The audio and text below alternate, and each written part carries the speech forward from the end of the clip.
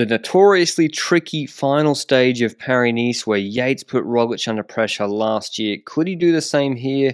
Pogacar in the GC lead by 12 seconds is not that big a lead on Gaudu, and one mechanical, things can go wrong. There's medium mountains all day, these 12 to 20 minute climbs here. There's the Côte de Pays and the Col d'Ez from the hard direction before a descent into Nice.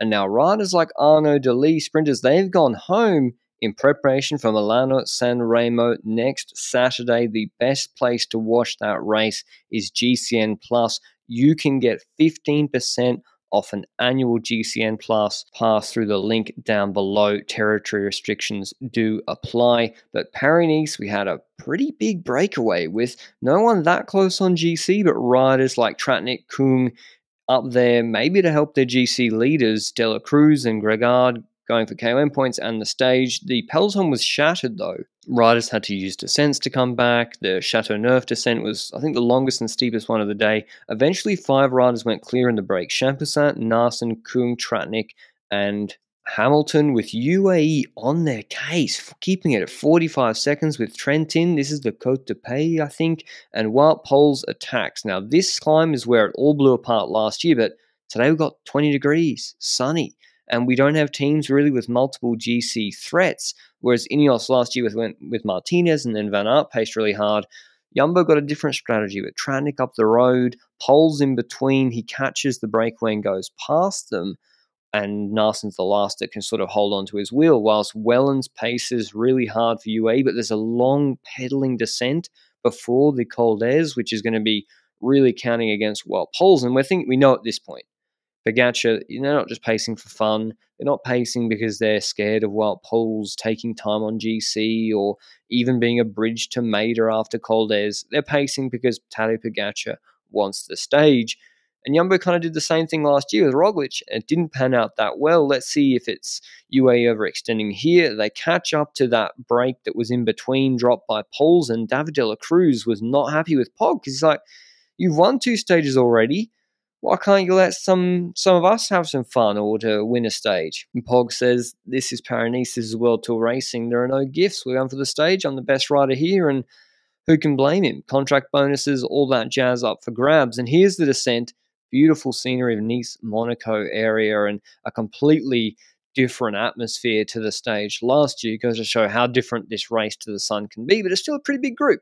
As they go for the intermediate bonus seconds, FDJ leading out Gaudu. Poels takes the 6 seconds, but then there's 4 and 2 on offer. Pogacar takes another 2 seconds on Gaudu after the Geniets lead out, taking his lead to 14 seconds, but it really wasn't looking good for anyone upsetting him on Col d'Ez. There's the steeper part of the descent into the base of that climb, but UAE pacing with Wellens still. Grosschartner they kept behind when they caught Wout Poels. They wanted Grosschartner to lead out the Col d'Ez climb. There's these bollards. Remember last year, I think Martinez had a mechanical here, and Roglic nearly went into one of the bollards. They're a bit tricky. Some riders know these roads as a streaker enters the course, and one of them is Tadej Pogacar, who lives in Monaco. They hit Col d'Ez. There's a steep section with about 4Ks to go, 3.5 in the climb. Paris Pantra's top 10 on GC gone, and here it is. It's where Simon Yates attacked last year. He's out of shot. We've got Gaudu, Vingegaard, Pogacar lined up off the Grosschartner pace, and as it kicks up to the left,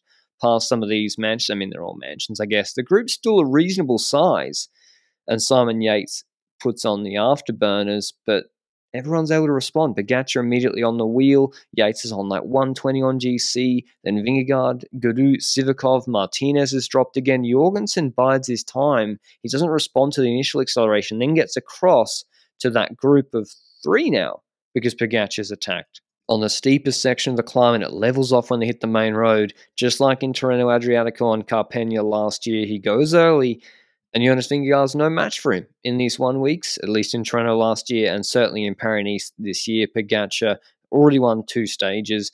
UAE, I would say, overperformed in the team time trial. They controlled this tricky stage perfectly, and when they got to the hardest moment of this stage, Pogacar went. Gaudu sat on for a bit, then tried to bridge across, but the gap was already about 12 seconds, and Pogacar did big numbers on this climb, like for 15, 16-minute region, like 6.8, plus watts per kilo, really high level performance. Jorgensen as well, a good job to be with three basically 60 kilo riders on that really steep section. But now Pogačar, he's got the aero, he's got the power, so no one's bringing him back. Once he gets into this mode with a 20-second gap, with riders also thinking, oh, should I protect my second? Should I protect my third position? They are relaying, but it's really only Jorgensen who's going full gas because he's trying to move from 8th to 5th on GC, and no one between those positions was in that group. But Pogačar, he knows these roads well. Sometimes he has issues on descents and is not quite as fast as the others, but today he was just as fast pretty much, keeping a gap of 42 seconds to a group of 4 that was working. Absolute domination from stage 1 to stage 8. Pogačar wins Paris-Nice, puts on a show, with Vingegaard winning the sprint for second. What does this mean for the Tour de France? Let me know down below your thoughts. Is Vingegaard got no shot? Just like after Tirreno-Adriatico last year, Pogačar wins the stage ahead of him. Guru, Yates, Jorgensen all in the same time. Here's what Pogačar had to say after the stage. I never participated in Paris before, and 2 times in Tirreno, that is the same time, and I always feel that I'm good at the first races, and yeah, it was always my goal my dream to win Paris as well, and yeah, now that I did it, it's incredible. The gap this morning was very, very slim. You could have played it defensive, but you were attacking today. Yeah, they say attack is the best defense, and yeah, I really know these roads, really a lot of training is done here, and so I knew exactly how my legs are in the final climb, and how much I can spend to come to the top, and yeah, I went I really good with maths today. I calculated it great. On the podium, you're going to be with David Gaudu, you're going to be with Jonas Vingegaard. It makes your victory even better, I suppose.